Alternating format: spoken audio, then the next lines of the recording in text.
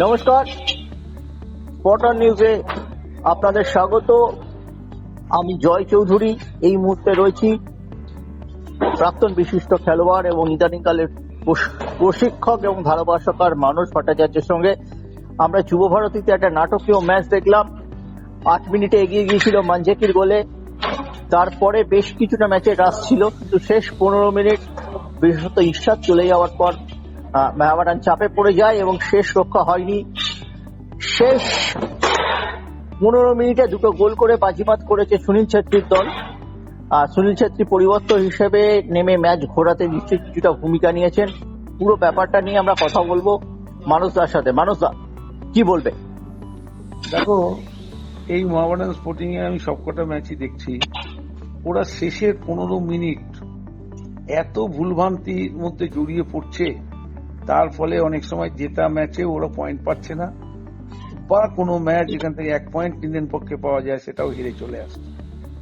একমাত্র হায়দ্রাবাদের সাথে প্রথম 15 মিনিট তারা অত্যন্ত বাজে ফুটবল খেলে বেশ কয়েকটা গোল হজম করাতে সেই ম্যাচে আর ফিরতে পারেনি। কিন্তু এছাড়া কিশোর ভারতী স্টেডিয়ামে যতগুলো ম্যাচ ওরা খেলেছে, প্রতিটা ম্যাচেই ভালো ফাইট দিয়েছে।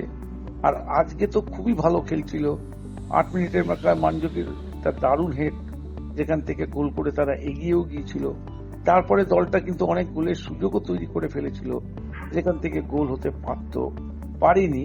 কিন্তু ওদের যত সমস্যা তৈরি হচ্ছে, খেলা যত শেষের দিকে করাচ্ছে, বিশেষ করে শেষ কোয়ার্টারটা অনেক বেশি ভুলভ্রান্তির মধ্যে তারা জড়িয়ে পড়ছে। ফ্রান্সের যে স্টপারটা, তাকে আমি বারবার লক্ষ্য করছি, বেশ কয়েকটা ম্যাচেই দেখেছি তাকে ভাইটাল জায়গাতে ও কিন্তু ঠিক মতো জায়গায় থাকে না, এবং যেখান থেকে অপোনেন্ট অনেকটা সুযোগ পেয়ে যায়। আজকে ইরশাদের চলে যাওয়া, তুমি ঠিকই বলেছ, সবচাইতে বড় রোগ বলতে পারো। শেষ কোয়ার্টারে ওরা কিন্তু ঠিক ফুটবলটা খেলতে পারছে না। তবে আজকে একটা বড় সেটব্যাক হয়ে গেছে ওদের ইরশাদ চলে যাওয়াতে। দুটো স্টপারের সামনে, বোরা এবং গিয়ারের সামনে যেভাবে খেলছিল, তাতে কিন্তু অনেকটা জায়গা জুড়ে রেখেছিল, এবং ডিয়াজদের খুব একটা বেশি, ডিয়াজ বেট্রোরা কিন্তু সেভাবে সুযোগ পায়নি। 8 মিনিটের মাথায় একটা দারুণ গোল করেছে মানজকি। গোল করেছে, আবার দলের একটা পেনাল্টিও করে ফেলেছে। ওর পেনাল্টি থেকেই সুনীল ছেত্রী সমতা ফিরিয়েছিল। আর একেবারে ডাইং মুভমেন্টে যে বলটা থেকে সুনীলের হেড, আমি বুঝতে পারলাম না গোলটা কেন ওকে দেয়া হলো। গোলটা হেডটা কিন্তু করেছিল সুনীল। যাই হোক, ভিড়ের মধ্যে ঘটনাটি ঘটেছে। আজকের যে ম্যাচ থেকে পয়েন্ট না পাওয়া মোহামেডানের পক্ষে সত্যি খুব কষ্টের। আমি বলবো দলটা অনেক ভালো ফুটবল খেলেছে। আর নতুন যে গোলরক্ষকের আমি দেখছি গত দুটো ম্যাচ থেকে, ভাস্কর বলে ছেলেটি খুব ভালো ফুটবল খেলেছে, এবং এই ছেলেটি থাকাতে রক্ষণেও কিন্তু অনেকটা কিন্তু স্বাচ্ছন্দ্য বোধ করেছে তাদের খেলোয়াড়েরা। আর চাইনিজ হবে ছেলেদের মধ্যে যেটা সবচাইতে বড় অভাব আমি লক্ষ্য করলাম, অভিজ্ঞতার বড্ড অভাব। এবং শেষ মুহূর্ত পর্যন্ত এই ধরনের বড় ম্যাচে যেভাবে লড়াই করতে হয়, সেই মানসিকতা কিন্তু তিনি তার দলের মধ্যে তৈরি করতে পারেন। আজকে কাসিমভকে আমার ভালো লেগেছে। আর ব্রাজিলিয়ান ফুটবলারটি, সেও কিন্তু আজকে খুব ভালো ফুটবল খেলেছে। কিন্তু আসলে দেখো, পয়েন্ট না পেলে বিগ জিরো হয়ে যায়, কিছু করার থাকে না। আজকে শেষের দিকে যে প্রেসিং ফুটবলটা স্টার্ট করেছিল সুনীল আসার পরে, এবং ইরশাদ না থাকাতে অনেকটা সুবিধা পেয়ে গেছিল। কাসিমভরা ঠিক মতো নেমে এসে মার্কিং গুলো করতে পারছিল না। এই মার্কিং এর বড় দোষ হয়ে যাচ্ছে মোহামেডান স্পোর্টিং এর রক্ষণভাগের খেলোয়াড়দের। ভাইটাল জায়গাতে কাকে ব্লক করতে হবে, কাকে ধরতে হবে, সেই ব্যাপারটা কিন্তু তারা লক্ষ্য করেনি।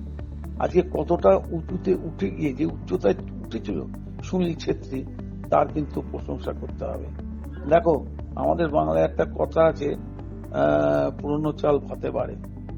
সুনীল ছেত্রী কিন্তু অভিজ্ঞতা ভরপুর, জানে কোন সময় কোন জায়গায় পৌঁছে গিয়ে কাজের কাজটি করতে হবে। একদম। আজ কিন্তু সেটাই করে দেখিয়েছে সুনীল ছেত্রী। কেন ও গ্রেট, আজকে কিন্তু আরো একবার কিশোর ভারতী স্টেডিয়ামে ও প্রমাণ করে দিয়ে গেল। ভবানী বেঙ্গালুরু এফসি এই যে টপে চলে গেল, এর জন্য পুরো কৃতিত্ব কিন্তু আমি আজকে দেব সুনীল ছেত্রীকে। ওর যেভাবে দুটো গোলের ক্ষেত্রে ওর যে ভূমিকা ছিল সেটা কিন্তু অনস্বীকার্য, এবং ও আসার পরে যদিও dressing-টা। পরবর্তীকালে ম্যাচ কমিশনার ওন গোল দিয়েছেন, সুনীলকে একটি গোলই আছে, দুটি গোল হয়নি, কিন্তু আমরা হেড করতে সুনীল ছেত্রীকেই দেখেছি, এটা নিয়ে হ্যাঁ, একটা ধোঁয়াশা রয়েছে, আর বিশাল আমারও প্রশ্ন চিহ্ন রয়েছে। আমারও মনে হয়েছে ওরই গোল। ওর হেডের পরে কিন্তু তুমি দেখবে ওর ওই শোল্ডারের নিচে বলটা লেগেছিল সাইডের দিকে, তারপরে বোধহয় একটা ডিফ্লেকশন হয়েছে কিনা মিলির মধ্যে, যেটা ম্যাচ কমিশনার বা রেফারির রিপোর্টের উপর নির্ভর করেই আমরা দেখতে পাচ্ছি। ওন গোল দেওয়া হয়েছে, ফ্রান্সের ওই স্টপারের নামেই ওন গোল দেখানো হয়েছে।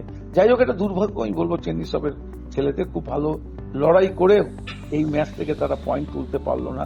আজকে তারা যদি পয়েন্ট তুলতে পারতো তাহলে একদিকে মোহনবাগান সুপার জায়ান্টেরও ভালো হতো, কারণ তারা কিছুটা আশ্বস্ত হতে পারতো। আসলে খুব ভালো লড়াই হচ্ছে এবং খুব ভালো ভাবেই কিন্তু শীর্ষস্থানে কে যাবে তার একটা মানে আমি বলবো একটা দারুণ প্রতিযোগিতা শুরু হয়ে গেছে। মোহনবাগানও ভালো খেলছে, ব্যাঙ্গালুরু এফসি যে আজকে যে পয়েন্টটা পেয়ে গেল, এটা আমি বলবো ওদের জন্য খুব ভালো।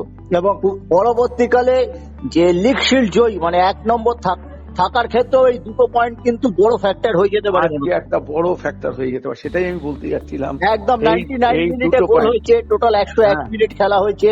প্রথমে রেফারি 8 মিনিট দিয়েছিল, এটাকে আবার গোলটা টেনে হয়েছে নিয়ে 99 গেছিলেন মিনিটে। 99 মিনিটে, তুমি ঠিকই বলেছো, একেবারে 99 মিনিটের মাথায় গোল হয়েছে। এবং এটাই আমি তাই জন্যই বলছি, এটাই দুর্ভাগ্য।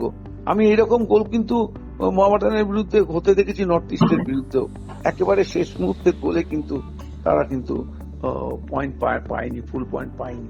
আমার আজকে এই যে কথাটাই বলার, চেন্নিসবের ছেলেদের কিন্তু লড়াই ছিল কিন্তু অভিজ্ঞতা ছিল না, যার জন্য আজকে তারা কিন্তু পয়েন্ট ছাড়াই মাঠ ছাড়তে হয়েছে। মানুষদা, মাঠে সুলে মুসা ছিল, আমরা কথা বলছিলাম, মুসা বলছে প্রয়োজনে আমি ডিফেন্ডারদের ঠাস নিতে পারি, ডিপ ফোকাস হয়ে যাচ্ছে শেষ 15 মিনিট, যেটা তুমি বললে শেষ কোয়ার্টারটা। আমার মনে হয় এই ব্যাপারে যদি উনি ডেভেলপমেন্ট টিমের সঙ্গে জড়িয়ে আছেন টেকনিক্যাল ডিরেক্টর হিসেবে, এই ব্যাপারটা কি মেহমানের টিম ম্যানেজমেন্টের এই প্রস্তাবটা লুফে নেওয়া উচিত? না, নিতেই পারে,